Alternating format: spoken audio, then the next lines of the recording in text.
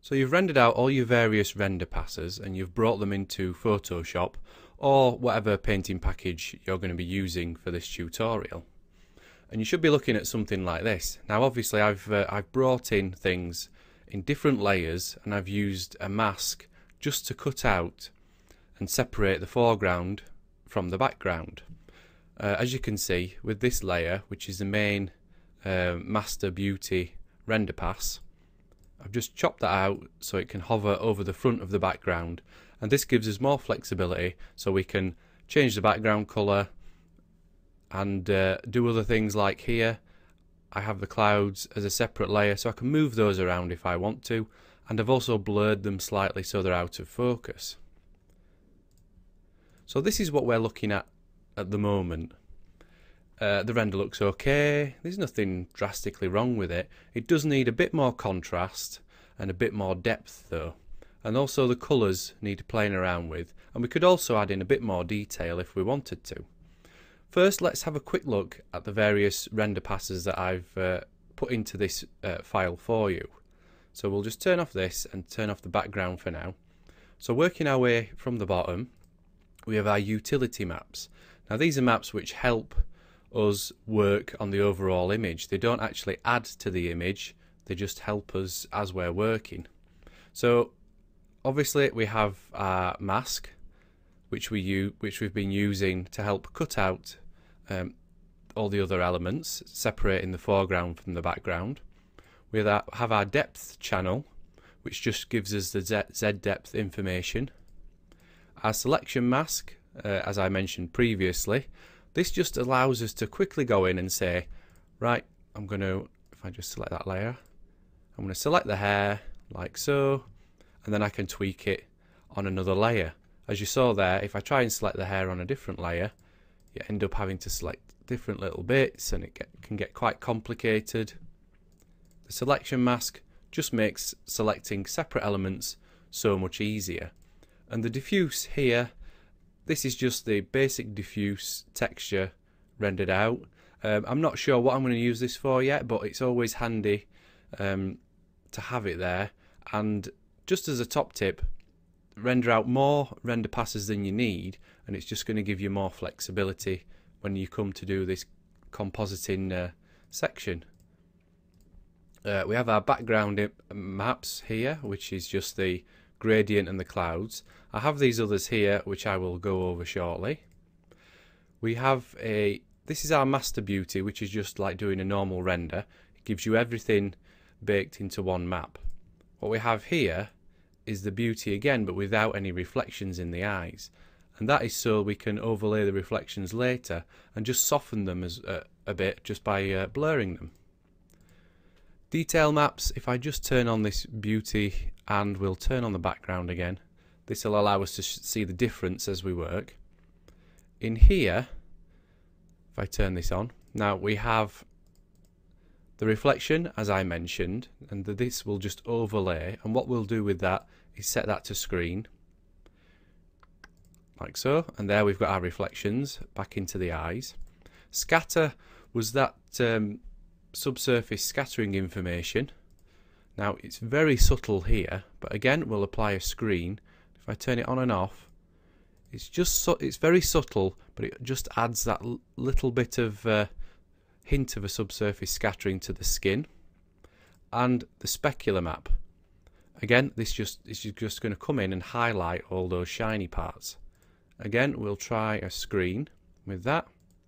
As you can see, it's just brought those out of the image and made them a bit shinier.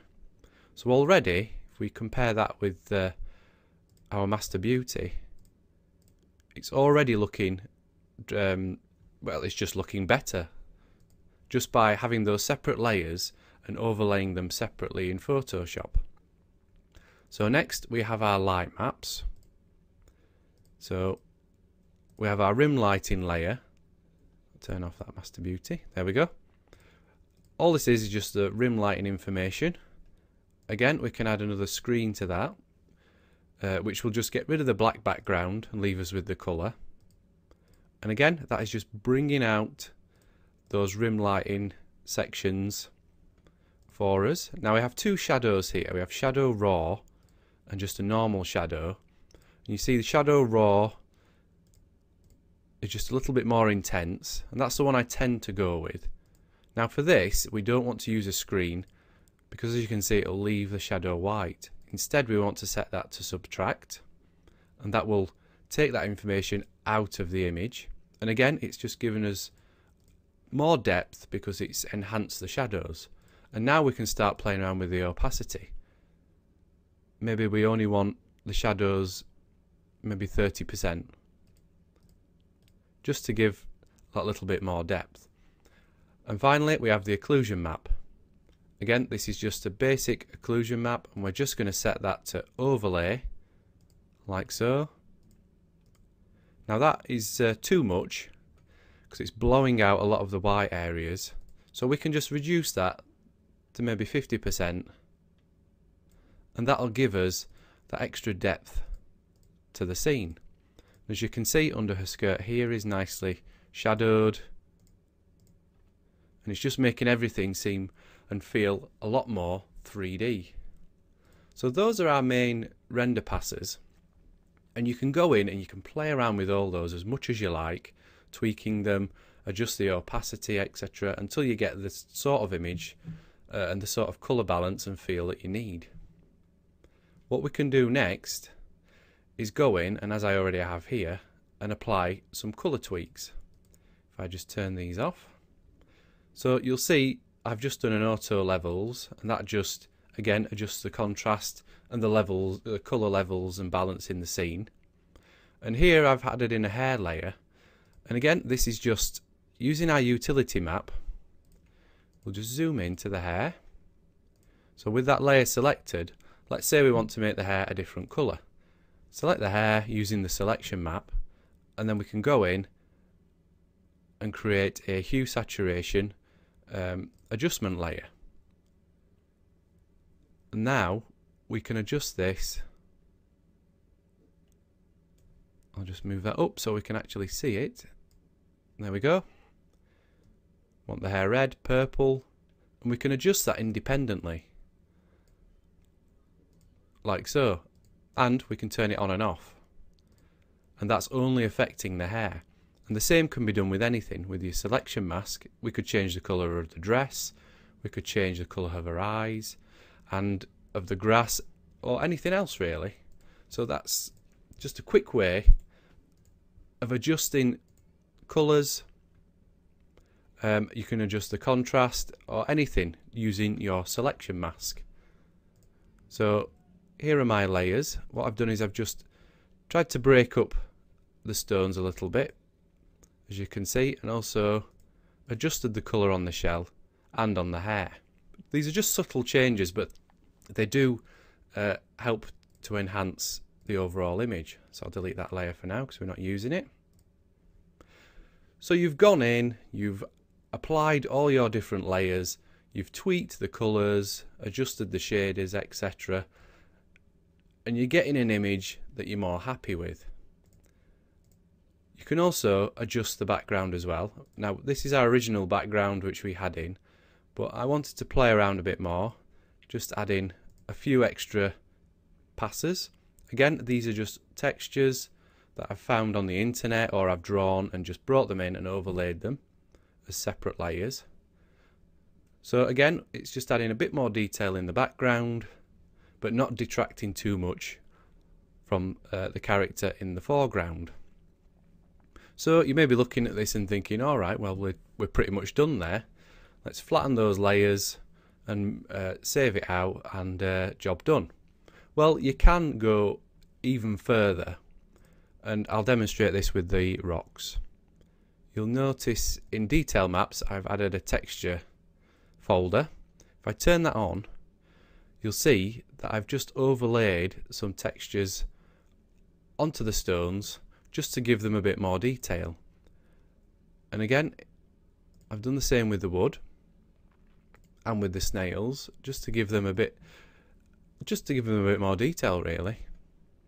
If I turn off all these, because I did all the stones separate, so you don't just end up with one texture pasted over the top and what you'll find is you'll get the texture bleeding between the stones, and you don't want that, because then it just breaks up the illusion. So if I go back to my stone layer, so the first one, set it to normal, 100%. As you can see, it's just a texture over the top, and then you play around with your blending modes, and then just adjust them to suit what you want. And again, we're getting to the stage now where it's all about personal taste. You might not want this texture, you might want something else. You might like the rocks the way they were. You may want the rocks a different colour, so use your selection mask, go in and change those colours. It's as easy as that now. And having all those render passes, having all these different elements in these folders, it may seem a lot, but it's just giving you much more freedom. And if I demonstrate, if we bring back our Master Beauty, which was the original render that we did in Maya, or whatever package that you want to use. So here is how it was originally, and with us playing around with it, we've enhanced it this much. Now it's got a lot more contrast, a lot more detail, and to be honest, just doing that was just a 10-minute job, maybe half an hour at the most. So take your time, spend a full day on playing around with this, because it's going to be the final image until you are absolutely spot on happy with it. One thing we didn't do, and that was adjust the reflections. If I go into detail maps, reflection, and all we want to do, because this is a separate layer, we can just go in, filter, blur, Gaussian blur, and just soften those. They're a bit too sharp at the moment. Just bring this down.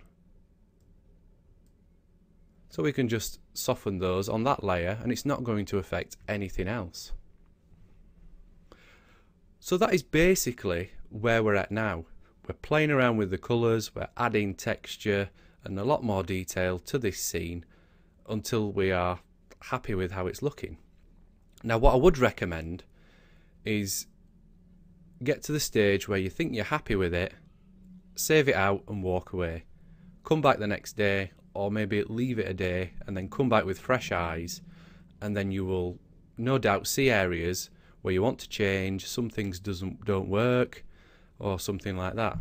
Now that's what I'm going to do now. I'm going to leave this as it is here, and I'm going to come back to it later, do a bit more work on it, so the image that you'll see in the magazine may be slightly different to this one, so don't worry too much. I've shown you the whole process of how we've got to this stage, and from here on it's up to you to just play around with it. Like I say, you might want it to have blonde hair and a blue dress. You can easily change that now, you know how, with the selection mask. So let's say we're happy, we've completed work on this. What we need to do now is add a bit of depth of field. If we go back to our utility maps, you remember I had a depth map down here. Let's just turn these off so we can see it. Right, we're going to use this to help give us a bit of a sense of depth of field. Now first of all, we need to select it, copy it, and we'll paste it into our alpha channel, like so. And then we're going to go image adjust, we're going to invert it. Because the way Photoshop works, like say if you're using a different package it may be different. Black, the darker the colour, the sharper the image, the lighter the colour, the more blurred. So in this case, white will be completely blurred, and that's fine because that's the clouds in the background, and as it gets darker it comes more into focus. So we've got that in our alpha channel. So let's turn that off. Let's bring back all our main images like so, and we're just going to flatten that image. Now we're going to go to filter, blur, where is it? Lens blur. Right. I just need to shrink this down. Zoom out a bit. And as you can see there, it's already using the alpha. If I turn down this blur focal distance, turn down the radius, so this is it with no blur, and all we're doing is saying use the texture in the alpha, and we adjust the radius, and that will make the background more blurred. If I turn it right up, you'll see this is more in focus, and as we get deeper into the image, that's getting more and more blurred. So we need to reduce that, because we only want a subtle blur, something like that. But the problem is this is in focus, and this isn't as in focus as we want. And this is where this comes in. We can actually push the focal point back slightly. Now I know I said I didn't want to get into specifics on each application, but this is quite an important part of the stage of this process. So you'll just have to bear with me for this one lapse where I'm actually showing actual tools. So we can push that back. So this is more in focus, and then maybe turn up the radius a bit more. As a rule of thumb, people are naturally drawn to the eyes. So if we try and keep the eyes in focus, then that should be our main focal point. So let's say we're happy with that, we've tweaked it. Click OK, and that applies that it's a very subtle blur, but it just helps to add a bit more depth to the image. So I think we've come to the end of the tutorial now. We've gone through modelling, UVing, texturing, lighting, rendering, render passes, and compositing now, as well as tweaking and playing around and adding more depth and texture to the image.